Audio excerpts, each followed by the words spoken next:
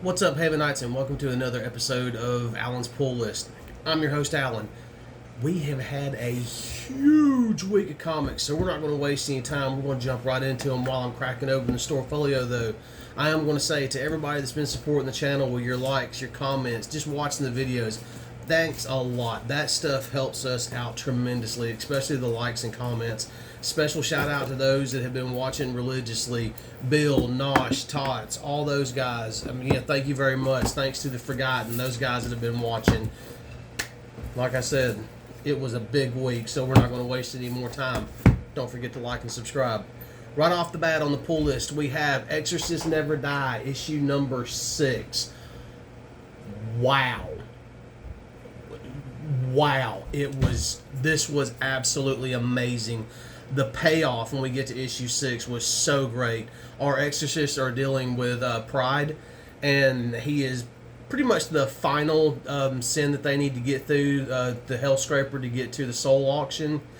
Sid and Elle have to work together, and they cannot use their typical flows that they've been using, angel flows they've been using. They have to use the Messiah flow, and that is the only way that they can stop pride. In the process, though, they really and truly have to work together.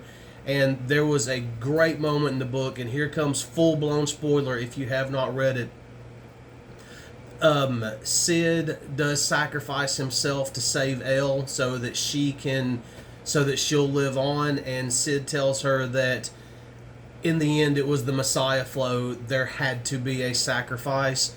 Just very beautifully written, very well done. Mad Cave, if you are watching, do not let this team go. Make sure they continue the story, because the story does not end with issue 6. Elle has had it. She's going deeper into the pit. I'm hoping that they figure out some way to bring Sid back. I think that they can. It's a definitive death. He is dead, but there's definitely a way that they could possibly bring him back. Just beautifully written series. I don't know if 6 is going to be the part where they kind of break and they take a couple of months off before they come back with 7. You better be coming back with issue number 7, especially the way you left issue number 6. If you have not picked these up, I'm sure that the trades will be out soon. Just very well done story, beautiful story, especially between Sid and Elle. I think we still might have some hope for those two characters. I think that they can definitely get back together. We just got to bring Sid back from the dead. But then again, it was the Messiah flow, the whole 3-day thing for you scholars out there. Next up, we have Wildcats, issue number 11. This is the maxi series that's been going on. Everything has picked back up, and we've started back since Night Terrors. In this particular issue, Grifter does have his moment with Zealot. It's one that we've seen coming for years. We knew it was going to happen. But basically, they have kind of separated everybody. They are going after the they're going after the Court of Owls. They're going after Halliday. They're going after everybody. They do have to kind of. Grifter does have a plan for Batman and Black Canary and that whole group over there. Martian Manhunter does show up. I'm still loving our little cameos by Backlash. He may not be, just kind of show up, say one line. I think that that's great. This has been a fun series. There's only one more issue left in this maxi series, and once it's done, I'm pretty sure that there'll be a trade.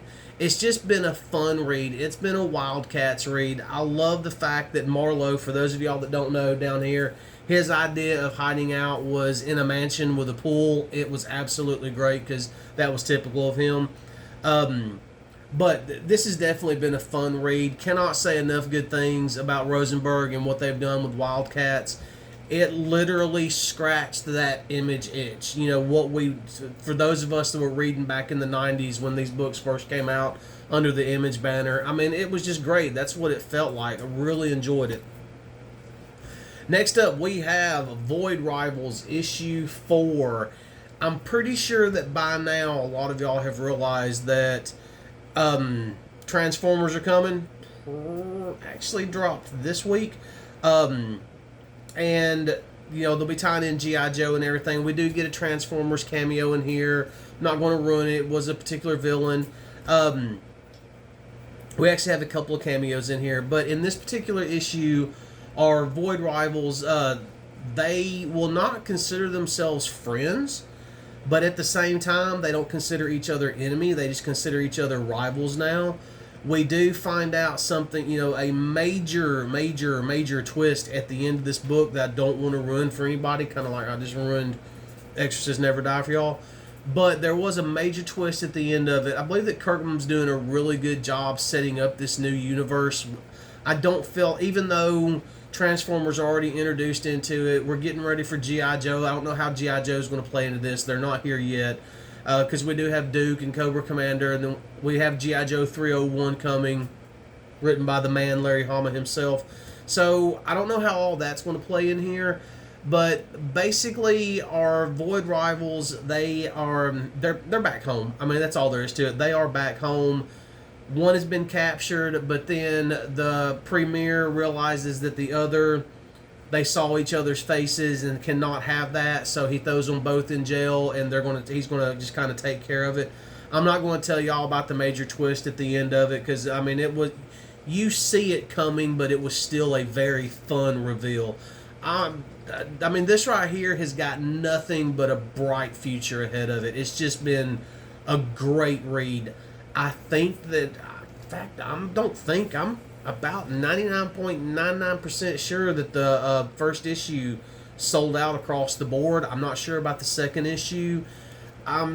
You could probably track them down, though, if you have not already. Jump on this. It's only issue 4, or wait till the first trade comes out. But this is not a series that you want to miss out on. It's just been so good. Very easy to follow, very plainly written, great story, and we're getting to where we want to go, and we're getting there a lot faster than I thought we would. But at the same time, it's just been really good the way that it's been done. Next up, we have Moon Knight, City of the Dead, issue 3, and we find out what happened in Damascus. Kind of, sort of. Just another great issue. Moon Knight does what Moon Knight does. We've got guns in this issue. He's fighting the City of the Dead. He is going to save the boy no matter what. He does send Scarlet Scarab off to the side, and he's like, hey, look, I'm going to face the Devourer, so you don't have to. You get him and get him out of here. Talking about the boy. It's just, this has been a fun read, and it fits right in with Moon Knight. This right here is what you want Moon Knight to be. It's just been a great read so far. And I believe this is only going to be 6 issues, City of the Dead. We do find out a little bit more about the Something Jackal. Can't think of their name right now. I read a bunch of books this week. But we do find out just a little bit more about them. We do, a little bit more about his history, Mark's history with his brother, everything that's going on there. It's just the way that this was done, the only way that I can think to say it is very smartly written. Great story, great backstories. I'm really enjoying the characters and the direction that they're heading with them. I don't know if this is setting up Mark Spector's death in the main title. I don't know how they're going to do that, or even if Mark Spector is going to die. I'm really not sure. That's just kind of the way the main title seems like it's leaning right now. We'll have to wait and see. This book right here, I'm going to put off to the end, because this was a surprise book that... Oh, wait a minute. This was a surprise book that was in my box, and I'm going to give a special shout out to somebody. Next up, we have, and I believe this was the Halloween issue, Tales from the Cave. Tales from the Cave. This is a Mad Cave Studio. It was literally 3 stories: Nottingham, Hunt, Kill, Repeat, and Battle Cats. I'll be honest with y'all, I've never read Battle Cats, so I really didn't know what to expect of that. It was just a quick, short story. It was a pretty cool story. There was definitely enough there to kind of pique my interest. Might end up picking up the trades and checking all that out. Hunt, Kill, Repeat. The story in here, it was a good story, but I needed more of that story. And if you read this, I think you'll understand what I'm talking about. When I say that I needed more of that story, it's really and truly more about, I believe it was Athena, how she goes to Earth and she goes to like a city hall, and how they're kind of convincing people and getting people on their side, plus taking over. I thought that there was a really good premise there. I just needed more of that story. And then in Nottingham, I really, really, really wish y'all had not killed the witch in this particular story. Major spoiler alert. Sorry for that. Should have told y'all sooner. This little Nottingham short story was worth picking the book up all by itself. Just a great read. It is literally the sheriff is on a case, and it does involve a local witch. It's just really, really good. I don't want to spoil too much on it because I feel like y'all definitely need to pick up this particular issue. If you're a Nottingham fan, I think it's a must read, to be honest with you. As far as the Nottingham short story is concerned, it's just very well done, beautiful art. And then on top of that, the witch, is there a way she could come back? No, not really. But I would like to see maybe another flashback or something. Maybe something that involves the witch sooner or later. I thought that was just a really cool character that they introduced. Next up, we have Dawn of DC Green Arrow, issue number 4. This is part of the 6-part miniseries. And in this one, Green Arrow does face off, I'm going to say his name wrong, Flalix, however you want to say it. Redneck, Alabama. Y'all remember that. But basically, Ollie, this is pretty much, for lack of a better way to put it, would be like Hal Jordan Prime. Ollie does kind of drop his bow, drop his arrows, and he's like, you know what, come on, we're going to do this. If I win, you give me this. If you win, this is what happens. Ollie's doing everything that he can to get back to his family, but he does not realize that, well, he is kind of realizing that part of this he has forgotten because of Flalix, however you want to say his name. But this was just another really good issue. Like I said, I've never really been that big of a Green Arrow fan, but this miniseries has just been fantastic. I wanted to check it out just because it was Dawn of DC, and I wanted to see how they were going to do things. And it's just very well done. I hope I'm not getting too much glare on the books themselves. If I am, sorry about that. Next up, and like I said, we still have a few to go. I'm trying to get through these as fast as possible for y'all. Next up, we have The Ribbon Queen, issue 3 of 8. And oh my god, this is just another great issue. The Ribbon Queen has turned into so much more than what I thought it was going to be.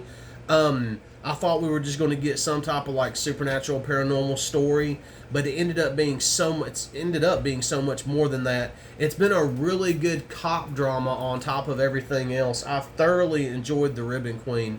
This right here, I mean, it's just, more AWA goodness at its finest. But in this particular issue, our detective does go to the team and that knew about the demise of this particular character right here, and she's like, hey, look, this is what's going on, we got to face this, blah blah blah blah blah. And we realize that the people that the Ribbon Queen are attacking, and it does pretty much point it out for us, we don't have to realize anything, but the people that the Ribbon Queen is attacking, or that are hostess of the Ribbon Queen, I'm not quite sure yet, is attacking, are ones that are threatening the detective. And it is kind of leading you to believe that the Ribbon Queen needs a new host, and the detective is going to be that new host. It's just been very well done. Great cop drama on top of everything else. I thought that this was very well done. I love the dialogue back and forth between a lot of the characters. It's not just assault to the senses. It's just been a really, really, really good, solid story, and I've enjoyed that immensely. Now, we go from something that I've enjoyed immensely to something that I'm glad the 4 issues are over with. That is Ultimate Invasion, issue number 4. For those of you that have liked this, I would really like to know why you've liked it. I'm about to tell y'all why I did not like it. I thought it was a decent story. We're kind of getting a retelling. Jonathan Hickman did a good job with the story. I don't want to take anything away from the team themselves, but with my thing right now, and my issue that I have with Marvel is they don't need to be focusing on stuff like this. Marvel needs to be focusing on fixing their core characters and their core titles. They need to fix Spider-Man. They need to fix X-Men. They don't need to be doing this. It was a decent issue and everything. Yes, in this particular universe, Tony Stark does go on. He does not become Iron Man. He becomes Iron Lad. he is going after Captain America of this particular universe. He's going to try to get him out of the ice and everything. This is basically spinning off into the Ultimate Universe. I'm really not a fan of it. I really wish that they would spend more time fixing other books than starting stuff like this. And for those that you have enjoyed it, I mean, please, by all means, enjoy away. I will not be reading any more of the Ultimate Verse. I literally picked up these 4 issues just so I could, check them out and give y'all hopefully what I feel like is an honest review. It's just not my particular cup of tea. I have never really and truly defined myself as being a DC guy or a Marvel guy. I just like a good solid story. I want more to it. I'm looking for like a story that's truly meat and potatoes, and Marvel's just not doing it for me on stuff like this. But hey, if it's your thing, pick it up. Support the company that you love and go forth and do good things. Or was it make good decisions? Yeah, make good decisions. That was the line from the movie. Or make good choices. That was it. I'll tell you, I can't admit to them that I watched that movie and I loved it. Pitch Perfect. But next up, a book that actually kind of made me sad when I realized what was going on, and that is Death Dealer, issue number 15 by Opus Comics. And the reason why it made me sad was this is the final issue of Death Dealer. They were really and truly setting up. I think the next up is going to be Death Dealer 2099. I don't know if I'm going to pick that up yet. I just need to be honest with y'all because I like this version of Death Dealer. But in this particular issue, Death Dealer has basically got Mesh on his back. They're riding into battle. Mesh, for those of you that are not reading it, Mesh is the dreaming god. Mesh basically needs a host to return to the heavens, and the signal is that Kerr, who is also Death Dealer, ends up giving his body to Mesh, the dreaming god, and basically Mesh kind of goes into him, almost like possesses him, and then uses Kerr's life force to return to the heavens. And at that point, basically Kerr gives his body completely over to Death Dealer. There is no Kerr left. He is dead. He is gone. He has fulfilled his mission. He saved the child, and he is done with this cursed life, as he puts it. Not necessarily the way he puts it, but that's kind of what he's getting at. But Death Dealer does go on. They do, ultimately they win the battle. The Dreaming God is back in the heavens. Existence can go on. There is an ending to it, and the ending is basically they put Death Dealer's helmet on or they put the helmet on like a sword that's in the ground, and it's like it's time for you to slumber. Kind of like we're done with you now. I would like to see a return to those characters. I think that those characters could have a really good spin-off book. But I believe that that's truly setting up. I'm pretty sure that if they did it the way that I would do it, you're going to have Death Dealer, the helmet, found in 2099. That's kind of what I'm thinking. But it was just 15 issues. It was a solid story. This is one of those that I had never heard of Opus Comics before this. And it's one of those that after reading all 15 issues and seeing their complete vision for Frank Frazetta's Death Dealer, this incarnation of him, as weird as it sounds, I'm proud of this company. I think that they did a great job. McCain, Medlin, Delgado, and Basile. Fantastic job. That's the team that worked on this book. Everything. It flowed perfectly for 15 issues. Great art, great story. It was literally everything that you would want a comic like this to be. And I hate to see it go. I really do. I hope that they revisit one day, maybe another adventure or something. We've got a couple of comics left, and we'll save that one for last. Next to last. Next up, we have Detective Comics issue. What issue are we on?